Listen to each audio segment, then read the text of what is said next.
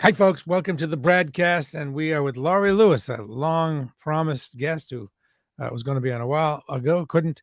She has been on before with an initial fasting session and fasting interview. But the deal is this: I tried it and liked it a lot, but I went off the rails. I went off the track. I'm lost, and Laurie's here to help get me back on track. Laurie Lewis is a intermittent fasting coach. And so what we're going to do is she's going to kind of try to get me back on track, which amounts to a coaching session so you can see how it works. But let's give you some background about Laurie and about intermittent fasting. Laurie's from the West, lives in the West now, but she's from the West, moved to New York. That's where you moved to Boston. You Yeah. lived on St. Botolph Street. And why did you move to Boston? School? Oh, I moved to Boston after college, actually. Lived there for 6.5 years. That was the 80s. Right. And I worked for Laura Ashley when That's I right. That's moved right. there. And you worked for another French country Pierre, retailer. yeah, I worked for, I've always worked on Newbury Street. Right. Back in Then the day, in the old-fashioned times. you moved to New York and then Yeah, stayed for there for years and years. 25 Upper years. 25, Yeah, Upper West Side, like West 83rd, West 8, ish. You're kind of close. I West mostly lived West. in West Chelsea, but yeah, All right, all right. yeah. Then for whatever reason you moved out west, back out west. This is the fast version of Laurie's life. And at some point, due to menopause, you got a sudden weight gain, and your mom said, "Just work harder." But you can't just work harder, and you happened upon it's not the concept of intermittent fasting, and it worked for you, and you have not missed a day of intermittent fasting for over 1,000 days, and Yeah. it's so meaningful to you that you decided to teach other people, and here you are teaching me and People teaching. clamored, actually. I like being helpful, but I didn't imagine turning into an actual coach and program leader in this practice. And people kept asking for more and more support. And, if you look back at human history, human beings in the past, our ancestors wouldn't have needed a coach to teach them how to stop eating for a portion of the day and eat later in an eating window because food was scarce. Right. And it's really my coaching really is around each person discovering what feels best for them and their body and their goals and their schedule, and then resisting the temptations of we're human beings who have the luxury or the curse, depending on how you look at it, to have food around all the time, an abundance of food that's actually manufactured to keep us addicted. So it's kind of a double whammy. And then the other thing I really coach people on is mindset and focusing more on how to keep feeling better and better and better and have our attention inward on what's going to make us feel the best rather than looking outward at a list or a book or a program, or it's like, so You've paying always been a close fairly attention. charismatic person, so this seems kind of a natural thing I for you. love it. And you didn't plan to be a coach, but people reached out to you. They saw what was working for you, and they said, "Wow, what's going on?" And you explained it, and they tried it, and they wanted more help from you, so you became a coach. That's right. And by the way, if anyone is interested in this, how do they contact you? My business is called Fast Forward. And my website is fastforwardwellness.com, and you can sign up for a free guide on how to start. And then I send emails with free little mini course. And so Okay. I'm here for people to tap into their curiosity and figure out, like, wow, how could my health, from type 2 diabetes to fatty liver disease to chronic inflammation and You had all that chronic stuff? stress. Pardon? You had all that stuff? No, my clients do. Oh, all right. I was Yeah. gonna say, wow. Yeah. Okay, so let's talk a little bit more about intermittent fasting beyond it's just eating less. What Hmm. and losing weight. What does eating and having food in your mouth and your belly all the time do to you? And how does intermittent fasting help that? Well, I like to think of my fasting hours as my healing hours. It's not a time of deprivation or restriction or struggle. The fasting hours people realize very quickly, you feel brighter and sharper and more alert and more focused and a nice, even energy. I'm here to say that that's true. You might think that it's gonna be, "Oh, no, I'm hungry, blah," but no. After a day or 2, you think, "Wow, I Hmm, feel, like, lighter, tighter," all those things that you mentioned as well brighter, as lighter. brighter. I like brighter, maybe not tighter. No, but I know what you mean. yeah, And nothing could have changed in your actual physical body, but you just feel better very quickly. Okay, so there are two parts to every day, the fasting hours and the eating window. And you asked about what does food do? So the yeah. fasting hours are for healing and repair. And when we are fasting clean, not taking in any nutrients or sweetness or flavors or looking on the internet to see, oh, what am I allowed to have while I'm fasting? Nothing. Plain water, plain black coffee. That's it. And if you're like, wow, that sounds really hard, just remind yourself that you get to have all the delicious flavors and nutrients later in your eating window. So there's no deprivation, actually. It's just later. So the fasting hours are for deep cellular repair. The body needs that rest. It needs that time to rejuvenate and restore itself. So if you think of the eating hours as growth time and the fasting hours as healing and repair time, especially the gut and the liver and balancing our hormones. And then we can tap into our stored body fat for fuel. So it's there for a reason. It's there for fuel. And the way that we are living right now, eating all the time, doesn't allow for our insulin to drop and then tap into our fat stores for fuel. So pausing from eating and eating later in an eating window allows the best of everything, growth and healing, and growth and healing, and the enjoyment and pleasure of eating, but also the feeling really, really well of clean fasting. How long before you notice a difference? 48 Everybody's hours?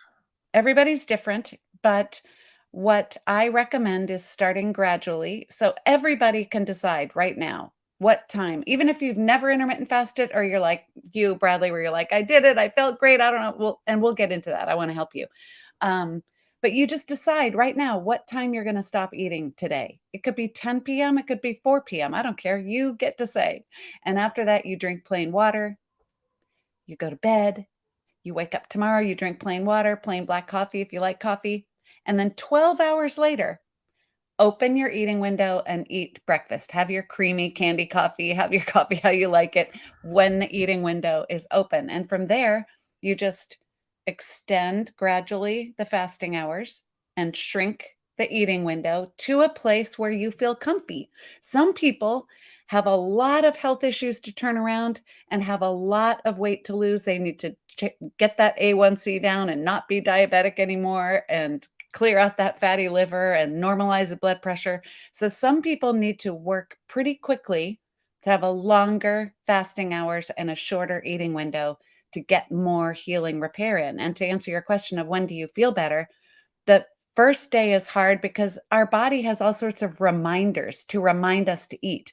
They are alerts, they are signals. They aren't actual hunger. We're not dying of hunger. Right. And so we have to get through that first day of noise. But that's why I say to start gradually because most people can go 12 hours because hopefully you're asleep for 7 or 8 of that. Yeah, And 12 hours would be you don't eat from 7 PM to 7 AM, which seems that's right. super doable. Well, it is. It is.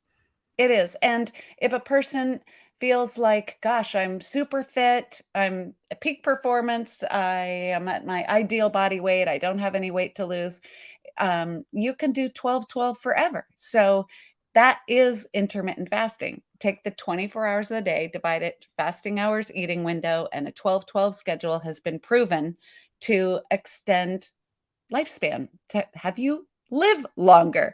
So even if a person is conscious of, I stopped eating at 8 p.m., I'm going to wait till 8 a.m. to have my creamy coffee or my breakfast, then you are alert and aware of and conscious of putting your body into a healing state for at least 12 hours. It's much like sleep. We need it. It's imperative for our brain health and our overall physical and mental, cognitive, emotional health to sleep well. Same thing with fasting. We just didn't know it. So Jennifer Higgins Carroll says she eats everything before 6 p.m. But then she says she has a snack at 9 p.m. So you don't. So you are eating. That's As right. soon as you have a snack, that's not Or a fasting. sweet So just drink don't have that snack. Stop the snack. You don't need it. or a flavored tea. It spikes insulin. It gets people are like, detox tea, that's good for me. Yeah, it's nutrients. It gets the digestion going. We want to put it all in a rest. So nothing So with flavor, you say, which is except for coffee, which is weird because it has a flavor. The flavor I'll is explain coffee that. flavor. I know what you're going to say. You're going to say, well, it's bitter, right? It's bitter with no nutrients, right? So people will say, well, dandelion tea is bitter. True, but it's chock full of nutrients. Yeah. So we want to look at, sweet people like Diet Coke. That's got no calories. Yeah, it's so flavorful and so sweet. It raises insulin and keeps us in this state of high insulinemia. So most of our health issues are caused, people think obesity is the issue or type 2 diabetes is the issue. No, that's the indication of an underlying pathology of inflammation and high circulating insulin. And so being a person who eats in an eating window and fasts clean, the great percentage of the 24-hour period, we are reducing inflammation and lowering our circulating insulin so that our blood sugar works correctly and we're tapping into our fat stores for fuel. Okay, Kate Mahoney says, as you can see, how does fasting affect blood sugar? You just mentioned blood sugar. So how does it affect the blood sugar? Well, a lot of things affect blood sugar. If you've ever worn a continuous glucose monitor, I wore one for 2 weeks just to watch how it goes up and down. And food affects it, and movement affects it. And when we're sleeping, it goes down. And then the liver gives off a shot of glycogen, which is stored glucose, and brings the blood sugar back up to normal. And so, type 2 diabetes is an issue of way high continuous circulating blood sugar, and intermittent fasting normalizes that. I have clients one after the other who are type 2 diabetic or pre-diabetic, and within 3, 4, 6 months, they're back down into the normal range. So that's why Dr. Jason Fung wrote the book, The Obesity Code, and subsequently the Diabetes Code, and more recently, the Cancer Code. I really recommend his first one, the Obesity Code, to get the big picture. But if you have been diagnosed with type 2 diabetes, definitely read the Diabetes Code. And he has a clinic in Toronto that they urgently address people's unwellness. He's a kidney doctor who realized most of his kidney patients were diabetic, and he's like, well, let's solve the diabetes so that they don't show up at my doorstep. And yeah. So being more specific on the blood sugar and fasting, what can you talk So I'm more not a specifically doctor. about how blood sugar affects fasting affects blood sugar? You did wear a monitor. Like Yeah. what happens when you start fasting? It doesn't. Well, if you're eating all the time, you're raising it all the time. Okay. And so if you can give it a rest and have it normalize and stabilize, and then have its normal ups and downs through exercise and so forth. But and it's higher in the morning. So I because I am not a healthcare practitioner, I Right. can't get into the physiology. Okay. All I can do is tell you that person after person after person after person, when they learn to pause from eating and eat later in a consolidated time, all their health markers, including cholesterol, normalize. Okay. Tracy Richardson lives up on the North Shore. She's a horse person, active. She says, I have an active job. I need breakfast. Can I fast from 7 a.m. to 6 p.m. and then have Yes. dinner and fast? Not really. She wants to do 2 fasts, 2 little fasts, right? No. Also, okay. So that would be so if you stop at 6 p.m. and eat at 7 a.m. That's a 13-hour fast. Great. The next thing for people to do is, if this is a very common scenario, is that you feel like you need to eat in the morning, which probably will change later. Okay. Right. You feel you need to eat in the morning to have the energy. The actual reality is that we are more energetic when we don't eat. So that is a transition that you'll experience. But for now, eat your breakfast in the morning and eat to satiety. Don't just eat a little something like half a yogurt and a coffee. No, have an actual meal If you're going to that's eat, go giving all you out and make that your one of your windows. that you look at your food and you're like, this is a nice combination of nutrients and I feel satisfied. Don't stuff yourself, but don't just eat little random grab and go bits. Have a meal and then go about your day. And sure, it's not like 2 fasts or 2 eating windows. It's one big eating window, but we as human beings in today's culture need to realize that we are eating all the time when we're not even hungry. We're eating for boredom, we're eating Oh, to I know. entertain ourselves. We're eating because we're lonely and sad and scared and angry. And so if you can eat that meal and go about your day and let insulin come back down and drink plain water throughout the day and then get home and eat your nice, well-balanced, delicious dinner that you've been looking forward to eating and close your eating window at 6, great. And then you may find that you could eat a little less or a little later. Like, we play around with it. And so, but if you're someone, you're like, I want to eat a breakfast, then I want to pause and go about my day and drink plain water and maybe a cup of black coffee, and then have my big, yummy, nutritious dinner later and feel satisfied and feel good and close that window and sleep well. Go for that. Try that. That's a great way to live. So Jennifer says I'm a type 2 diabetic. That's why she has to have some snack in the evening to stabilize her diabetes. She says, my type 2 is back under control because I did the fasting, but I still have to have a snack at 9 p.m. to stabilize my sugar, usually graham crackers and an apple or something. Oh, well. Okay. Good to know. Thank you. John Graham. Let me say though, I would have some fat. I wouldn't have graham crackers and an apple.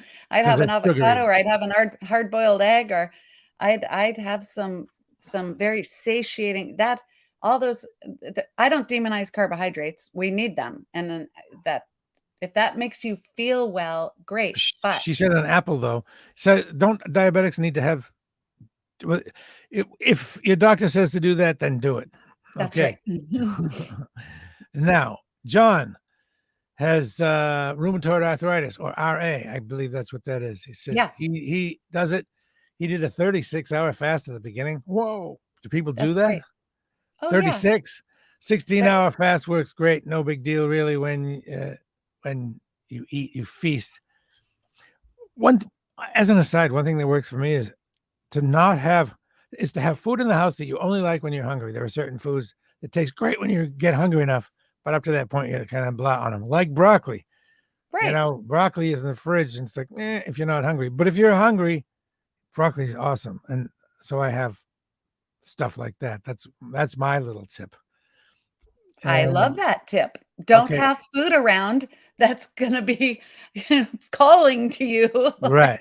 Don't have the addictive Have food food. around that's actual food. Steak, eggs, avocado, broccoli, apples. Yes, processed food is bad. Do you have any guidelines as to what processed food is? If it comes in a package, or if it, what's the rule of thumb? Well, I'll back up and answer another question first, and then I'll answer that. So people think, oh, I've got to start eating healthy and get got to try really hard to eat healthy. My experience in coaching thousands of people is that if you start fasting clean and eating in an eating window and get settled into an eating window that makes you happy, then the apostat, we have an appetite center in our brain that regulates our hunger and satiety hormones, among other things. Through clean fasting, that apostat starts working better and we can hear its communication. And the body will start steering us towards the nutrients, towards the food it needs and wants, and away from the foods that aren't actually food. So we can break the habit of ultra processed food, and we can break the loosen the grip that it has on us through establishing a clean fasting regimen. So I say start your clean fasting and eating in an eating window first, and then allow your body to steer you towards real food. So real food is something that grew from the ground or swam yesterday, So if it's in a package, it's ultra processed food. And then we need to look at, what are the ingredients and how many ingredients are in there. And, I love Trader Joe's, but it's the world's biggest food store. So It we is. need to actually have more and more on our plate that's full fat yogurt and eggs and we all eat differently. I've been a vegetarian for over 25 years, but I certainly you notice that I said have a steak. We Right. are all different. I don't choose to because it makes me not feel great. But there are plenty of people who I coach who are 100% carnivore and they have never felt better. So we are Uh-oh. all bio individual. Are you back? Yeah, There I'm you go. here. You were gone there for a sec. Oh, You froze up a little. I just want to check. Is this the correct? Is it fastforwardwellness.com? mhm. Fastforwardwellness.com. That's how Yeah. you can see more about Laurie. Another thing on the processed food is the salt. We didn't mention that, but that is off the charts, bad, terrible, and What's even worse are the industrialized seed oils. So look up Dr. Kate Shanahan, Kate with a C, and if it's not olive oil, avocado oil, coconut oil, or ghee or butter, what about flaxseed oil? people don't really cook, people have a spoonful of flaxseed oil or Right. maybe So is put that it in a okay? salad dressing, Is but that they okay? aren't making chips from flaxseed oil. Okay. I'm just asking you, is flaxseed oil okay to have? Yeah, Okay, good. yeah. I mean, but it It's a goes rancid dietary really supplement. quickly. Pardon me? As a dietary supplement, people take it. Yeah. What's really the worst is fish oil. I mean, it's such a scam that people are being told to eat fish oil because it's all rancid. It's touted as reducing inflammation, but it actually increases inflammation because it's rancid. It's supposed to be kept cold. I mean, it's what a So what nightmare. about And fish? what about it? Is that okay? Fish oil's bad? Is It fish good? it it depends. Our see then we get into environmental concerns and all the I'm toxins not in talking it. environmental at this point. I'm talking, Well, whatever the environment is that the fish is swimming in, it's in the oh, fish I and see. it I gets in see. us. So if So it's right, okay. You know, you gotta eat something. that's right. So I'm not the food discovery is individual. So I say figure out for yourself when you're going to close your eating window today and drink plain water. Wake up tomorrow, drink another big glass of plain water, pop a magnesium capsule to regulate your electrolytes and minerals, and enjoy a black coffee and open your eating window at a time that you're actually hungry. And then we get to tune into what is actual hunger. And I was just gonna ask you, when you first start not eating, you feel this little, like, the juices in your belly kind of rolling around. That's not really hunger. No. What is hunger? So hunger is ravenous, shaky. You can't. There's a difference, and when you've been intermittent fasting for a few weeks, you start to recognize the difference. And hunger feelings come in waves. So you'll have a thought like, when do I get to eat? Or your stomach will growl, and you're like, I'm hungry. What am I eating later? Now I'm practiced. What am I eating later? Not right now. Like right now, my stomach feels empty-ish. I don't know, like, I can't imagine eating before doing something important because I'm burning fat right now. I'm probably 13 it's 7:30 here. Um, I don't know, I'm 11, 12 hours fasted, so I'm shifting into burning fat right now. Huh, Um New intermittent fasters, it takes longer to get into a fat burning mode because you've got more storage to right. get through. So, but if once you've been fasting clean consistently for about a month, you're fat adapted and your body is shifting easily. It's metabolically flexible, shifting into fat burning. and that gets a little earlier and earlier and earlier. Okay. One thing that was helpful to me is to just shift the way you think about your empty stomach. You shift it from thinking, oh, my stomach's empty, that's bad, to, oh, my stomach's empty, that's good. It's like, Yeah. oh, yeah, okay, I'm lean and mean. And instead of, and you can shift your thinking to think of a full stomach is bad. Oh my God, my stomach's all full of food. It's kind It's of, all mindset. it And is I'm not mindset. saying to struggle, or like, I'm always looking for where are my clients and people, where's the struggle, stress, or strain? Like at what hours of your fasting, or people are like, oh, I'm so puffy and bloated and sluggish. It's like, well, what did you eat? Because those feelings come from food choices.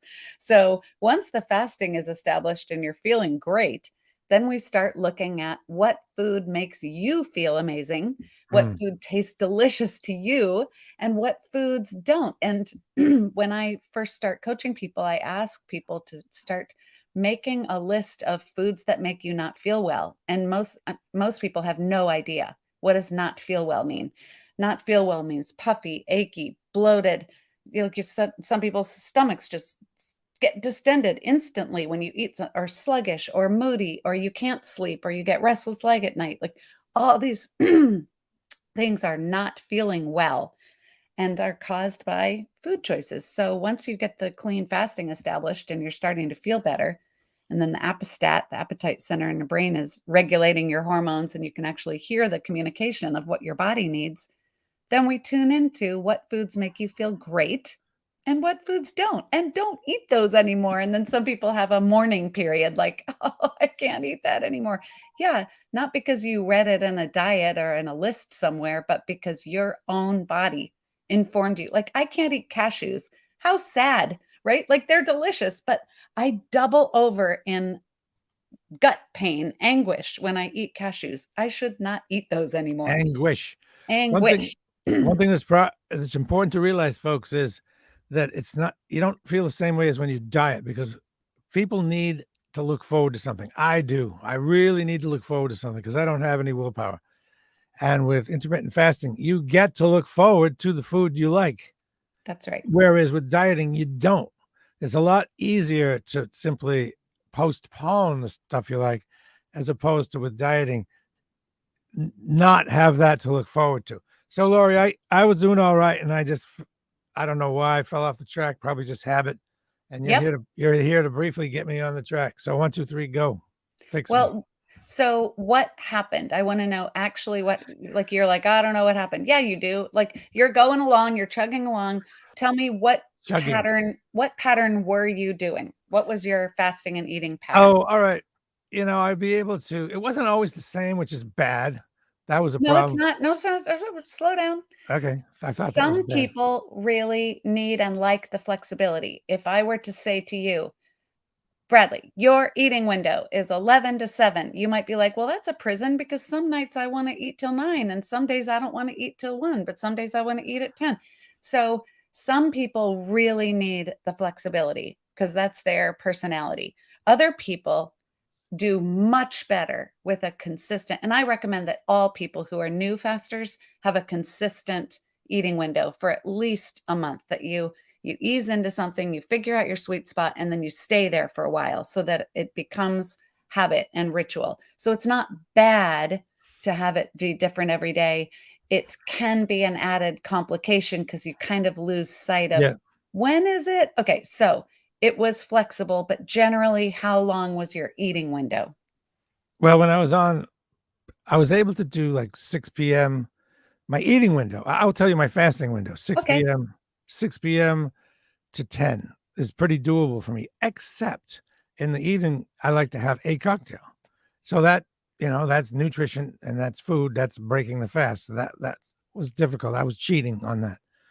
But No, wait, you weren't cheating. You just had your window open longer that day. all See, right. when you're eating and consuming anything, the window's open. So it's not like you were cheating. You have autonomy, you have agency, you have a say, and you decided today my eating window is longer because I'm going to have a cocktail. And Right. whenever you stopped the cocktail, that's when your window closed. I Okay. guess 8, I can do 8 p.m. to noon. That's Okay. that's pretty doable. it's a little weird in the first couple of days, but then you just kind of get used to it. And That's right. and so what happens is you cheat, you break Make that the habit a little bit. decision to No eat it. cheat. You break that a little bit. You say, "Oh, I'll have an egg," and then it all falls apart. And See that cheating, I that nickled in. mindset. I shouldn't say cheating, but I just broke. I didn't stick with it, and I, messed up a little bit, and then it gradually Spiral. eroded. Is what happened. Slippery slope. Yep. Slippery slope. Right. Right. So then at those times we lose sight of why that was important. We forget how well we felt, and it is a slippery slope. And I meet so many people who say, "Oh, intermittent fasting, I did that. I never felt better." I'm like, "Sounds like that's past tense." Why they're like, "Oh, I went to Disneyland and never got back on it," or Right. I had a bad stressful time, or one morning I woke up and wanted to make myself feel better with creamy coffee and never stopped. So, You what keep you talking about creamy coffee. yeah, What's people what's creamy coffee? well, people are addicted to coffee creamer. I didn't know that. You Oh, mean have you seen the creamer section in the grocery store lately? It's designed to keep us addicted when people are like, "I have to have it." Oh boy, I have to have it. So I know black coffee. Here's mine. Whoop. well, Black coffee tastes disgusting to some people, but it's you a can matter get of used getting to it. used to. Just pretend you're Yeah, a European. Pretend come on, you're be in a badass and drink black be it. coffee. Yeah. Uh, Okay, Bradley, we gotta get you back on yeah, track. back on track. So, So I gotta, yeah, here's okay. what I you mean, need one to method do. to get back on track is just shut up and do it. But maybe you have Could something be. else. Yeah. What else? Well, far be it from me to say, "Shut up and do it." So isn't that's a legitimate thing to say? Do you ever It say that to it your is. clients? Shut up and do it. Man Well, up, woman up. Come on, cowboy up. cowboy up. Yeah. Grow up, you Okay, baby. All right. so what I want to do, we'll poke around and explore here. Okay. Could you and you can create some arbitrary deadline like Christmas Eve or something.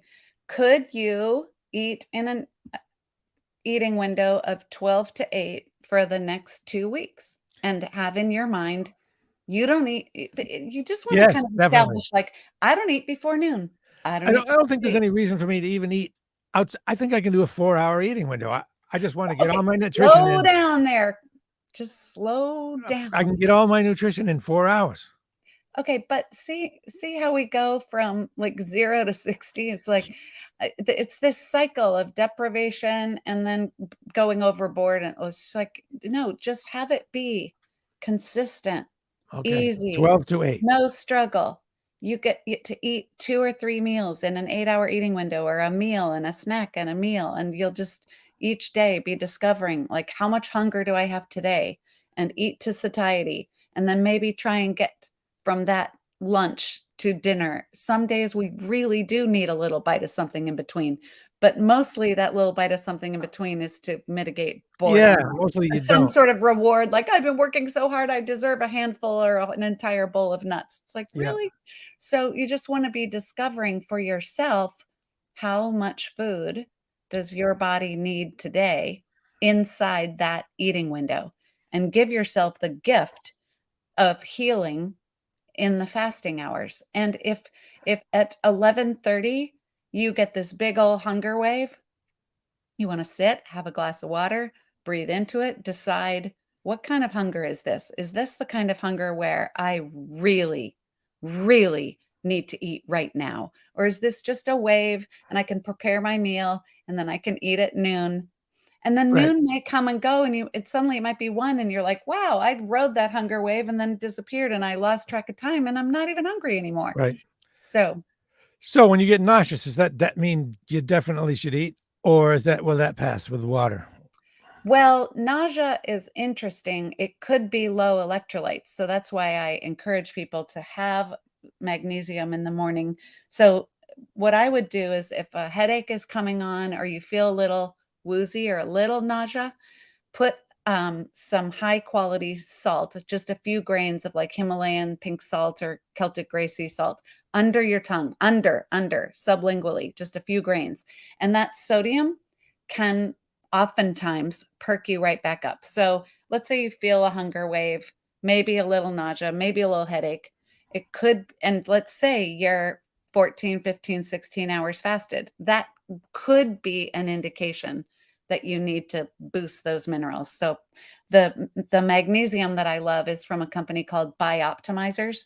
It's only available online, and there's 7 types of magnesium in one capsule and no added ingredients. So it's amazing. It won't break your fast. So that's And he's talking about electrolytes. That's just one.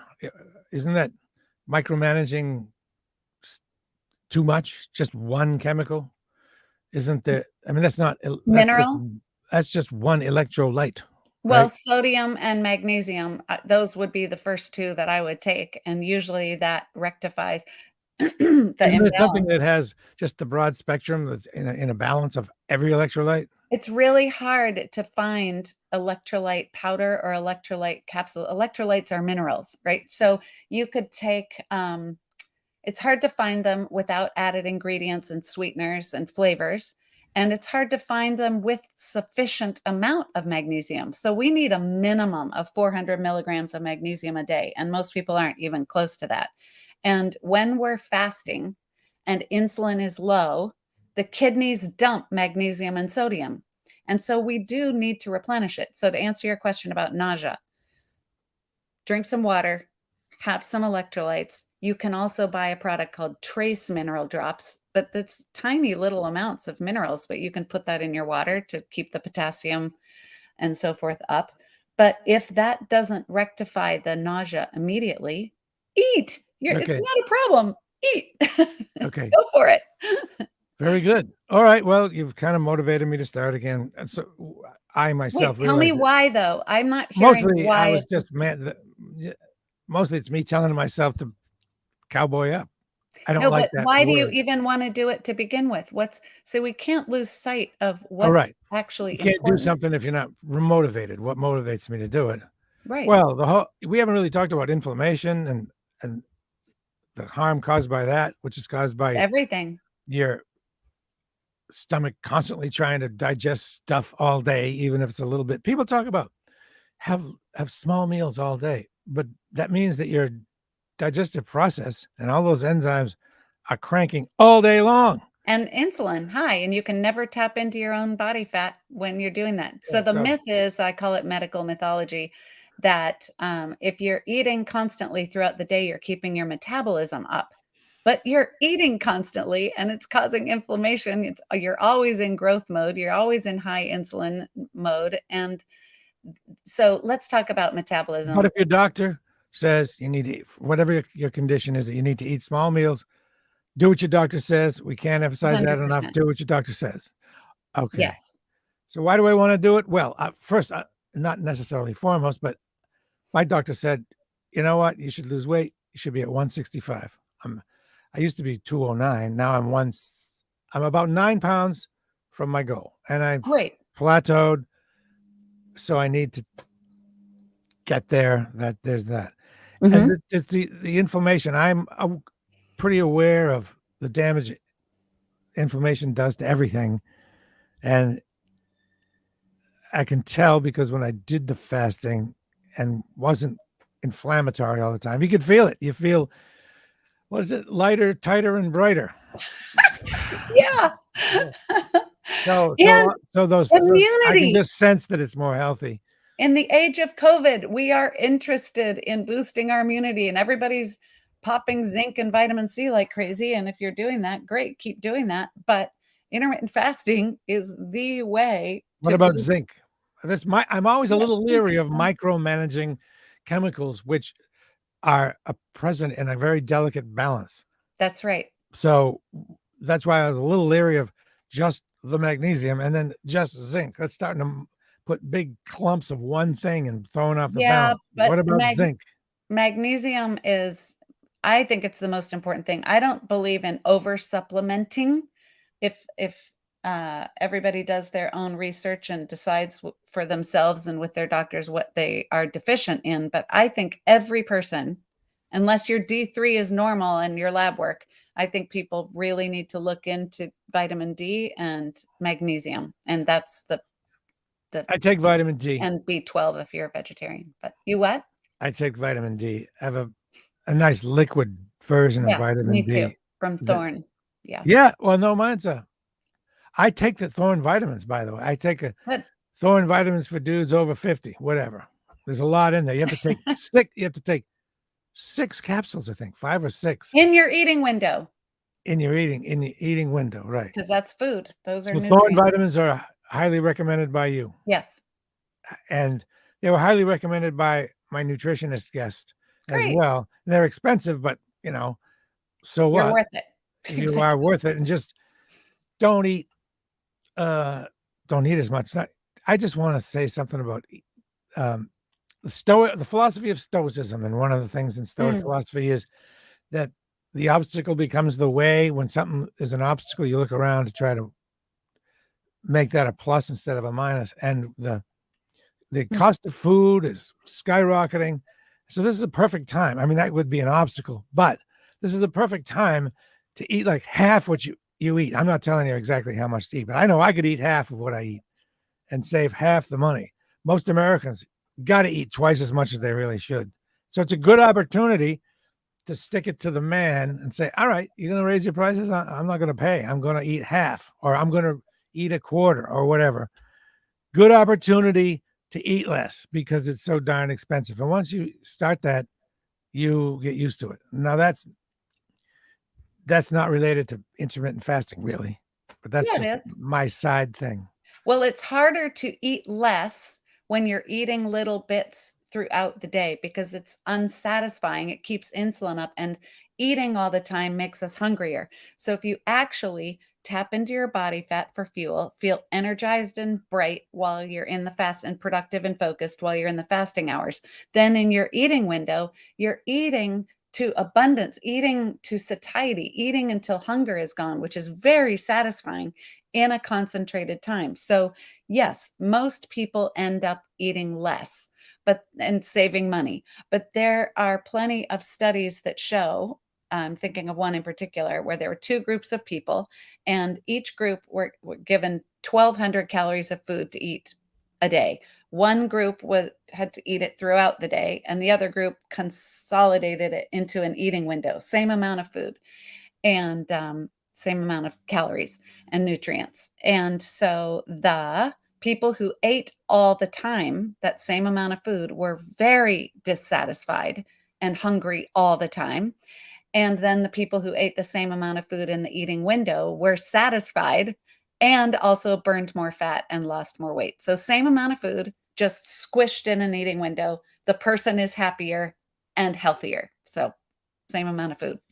But yes, most people who are intermittent fasting eat less and save money. People who look at my group programs and my one-on-one coaching are like, oh, I'm not sure if I have the money right now. And I'm like, I'm not trying to sell you hard, but you'll save that amount of money in food. So it kind of pays for itself.